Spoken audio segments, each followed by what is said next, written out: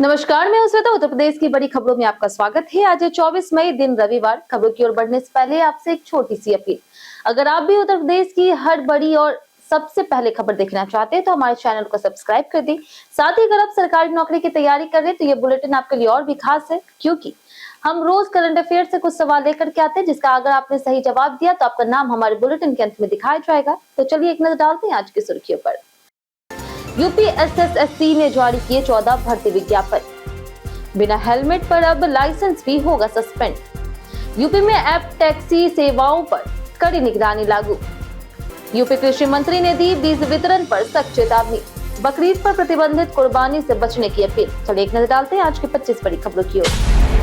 UP SSSC ने जारी किए 14 भर्ती विज्ञापन। यूपी एसएसएससी ने पीईटी 2025 के परिणामों के आधार पर 20,000 से अधिक पदों पर भर्ती प्रक्रिया तेज कर दी है। अब लगभग 14 विज्ञापन जारी हो चुके हैं, जिनमें लेखपाल, कनिष्ठ सहायक, वन रक्षक आदि पद शामिल है। आने वाले समय में और भी भर्तियां जारी होगी। पीईटी अंक 3 वर्ष तक मान्य रहेगा। बिना हेलमेट पर अब लाइसेंस भी होगा सस्पेंड। प्रयागराज में जिला सड़क सुरक्षा समिति की बैठक में बिना हेलमेट, सीट बेल्ट और मोबाइल उपयोग पर अब सिर्फ चालान नहीं बल्कि ड्राइविंग लाइसेंस सस्पेंड करने का निर्णय लिया गया। जाम नियंत्रण, 16 holding area, no vehicle zone और वेंडिंग जोन बनाने के निर्देश भी दिए गए। नियम 1 जून से सख्ती से लागू होंगे। यूपी में बाल श्रमिक विद्या योजना का विस्तार। मुख्यमंत्री योगी आदित्यनाथ ने बाल श्रमिक विद्या योजना को सभी 75 जिलों में लागू करने का निर्देश दिया, जिससे 8 से 18 वर्ष के कामकाजी बच्चों की शिक्षा और आर्थिक सहायता मिलेगी। सेवा मित्र व्यवस्था, रोजगार मेलों, एआई आधारित जॉब पोर्टल और श्रमिक सुविधाओं को भी मजबूत किया जाएगा। 655 करोड़ की परियोजनाओं का लोकार्पण भी किया गया। यूपी में ऐप टैक्सी सेवाओं पर कड़ी निगरानी लागू।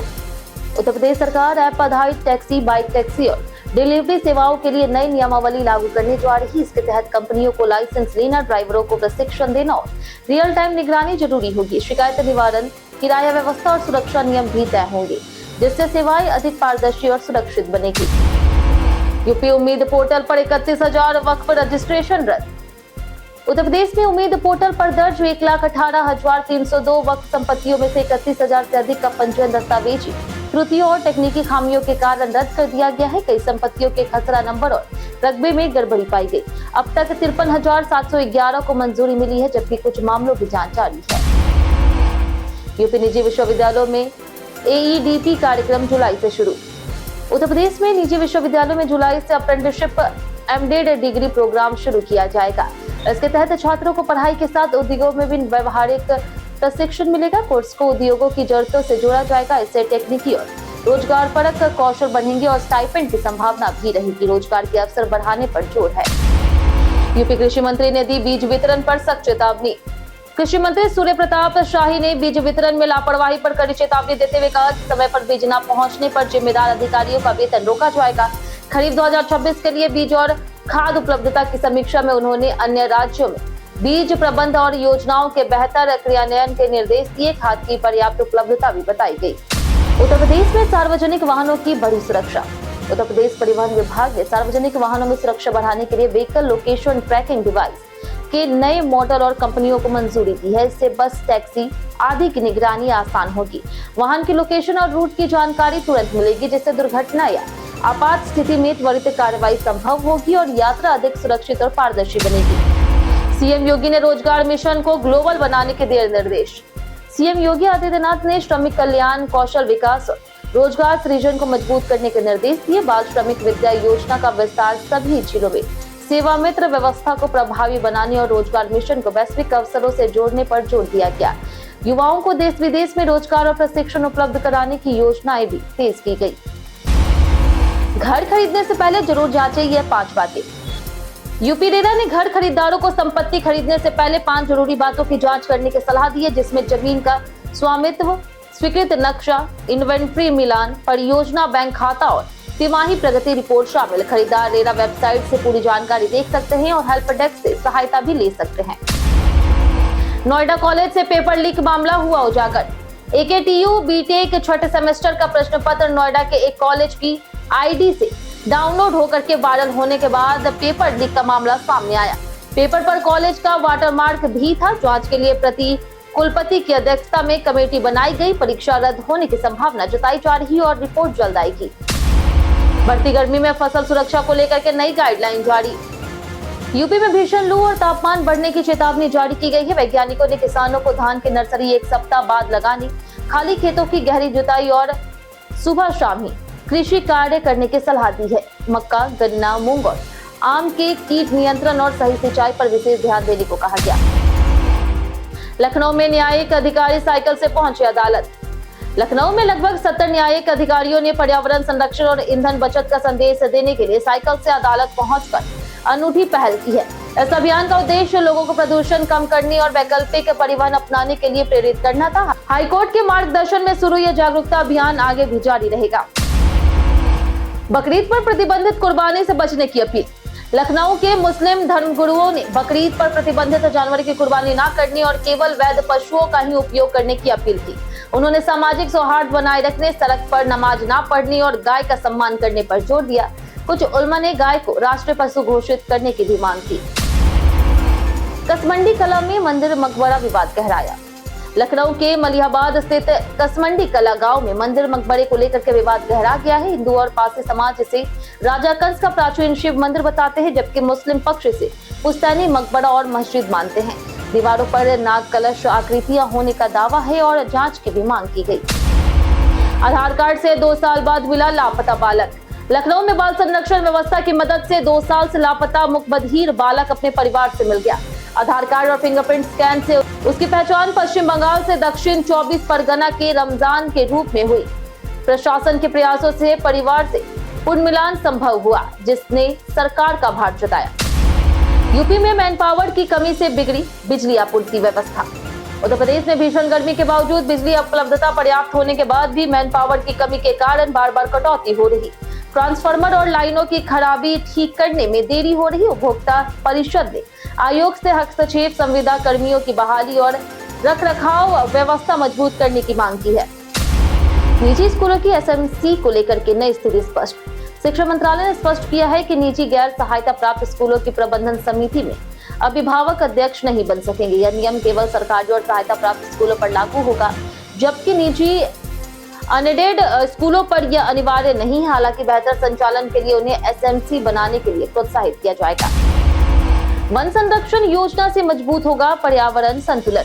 यूपी कैपा की संचालन समिति ने वन संरक्षण और पर्यावरण संतुलन के लिए 208 करोड़ रुपए की योजना को मंजूरी दी। इसके तहत 18,03,000 पौधे लगाए जाएंगे और 3,000 हेक्टेयर क्षेत्र को हरा भरा किया जाएगा। जल संरक्षण, क्षतिपूरक वनीकरण और डिजिटल निगरानी पर भी जोर दिया गया। मतदाता सूची में गड़बड़ी पर सपा ने उठाए सवाल। समाजवादी पार्टी ने मतदाता सूची में गड़बड़ियों को लेकर के मुख्य निर्वाचन अधिकारी को ज्ञापन सौंपा है। सपा का आरोप है कि वाराणसी के छावनी क्षेत्र में कुछ मतदाताओं के नाम और पते मलयालम और गुजराती भाषा में दर्ज हुए। शून्य मकान नंबर और फोटो गायब होने जैसे त्रुटियों की भी शिकायत की गई। सिख टिप्पणी मामले में राहुल गांधी पर अदालत का निर्णय जल्द। वाराणसी की एमपी एमएलए कोर्ट में राहुल गांधी के अमेरिका में सिखों पर दिए गए कथित बयान मामले की सुनवाई पूरी हो गई है और 6 जून को फैसला आ सकता है। अदालत ने आदेश सुरक्षित रख लिया। यह मामला निगरानी याचिका से जुड़ा है, जिससे पहले निचली अदालत खारिज कर दिया था। दूसरी ओर उन पर अलग टिप्पणी को लेकर के मुकदमे की भी मांग उठी। यूपी में एसडीएम बनते ही मिलती है बड़ी सरकारी सुविधाएं। उत्तर प्रदेश में एसडीएम की शुरुआती बेसिक सैलरी 56,100 रुपए होती है, जो भत्तों सहित बढ़ जाती है। इन हैंड वेतन लगभग 60,000 से 80,000 रुपए मिलता है। एसडीएम को सरकारी बंगला, गाड़ी, ड्राइवर और सुरक्षा जैसी सुविधा मिलती है। यह पद प्रशासनिक जिम्मेदारी और समाज में उच्च रुतबे वाला माना जाता है। यूपी के 16 जिलों में लगेंगे नए आलू उद्योग।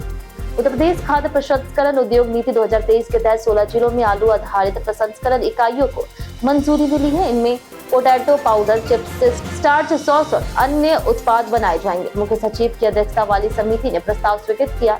इससे युवा उद्यमियों और स्टार्टअप्स को बड़े निवेश और रोजगार के अवसर मिलेंगे। भारत का पहला मैच पाकिस्तान से 14 जून को।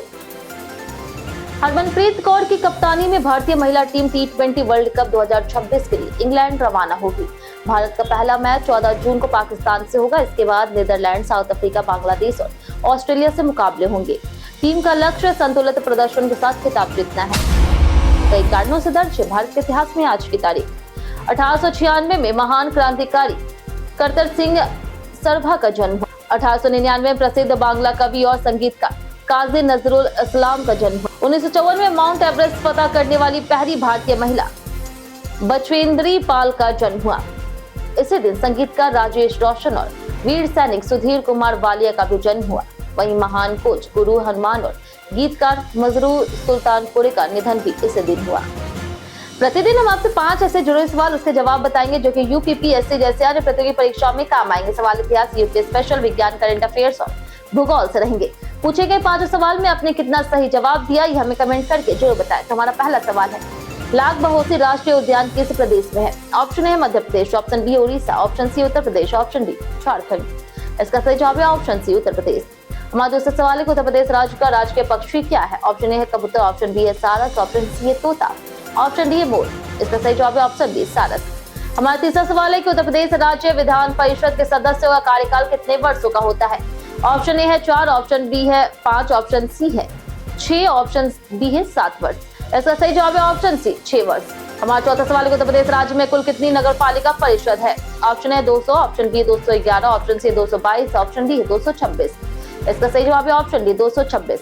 हमारा आखिरी सवाल है, उत्तर प्रदेश राज्य में ग्लास सैंड कहां पर पाया जाता है? ऑप्शन ए इलाहाबाद जनपद के करछना तहसील में, ऑप्शन बी है बांदा जनपद की करवी तहसील, ऑप्शन सी है मऊ जनपद, ऑप्शन डी उपयुक्त सभी। इसका सही जवाब है ऑप्शन डी उपयुक्त सभी। इसी के साथ बढ़ते आज के सवाल पर। आज का सवाल है, आपके क्षेत्र में मौसम का क्या हाल है? आप अपना जवाब हमें हमारे कमेंट सेक्शन में लिखकर जो बताएं। आज के लिए इतना ही। उत्तर प्रदेश की तमाम खबरों के साथ बने रहने के लिए देखते रहे डेली यूपी, और साथ ही अगर आप यूट्यूब चैनल पर देखें चैनल को सब्सक्राइब कर दे, और अगर आप फेसबुक पेज पर देखें तो लाइक और फॉलो जरूर करें।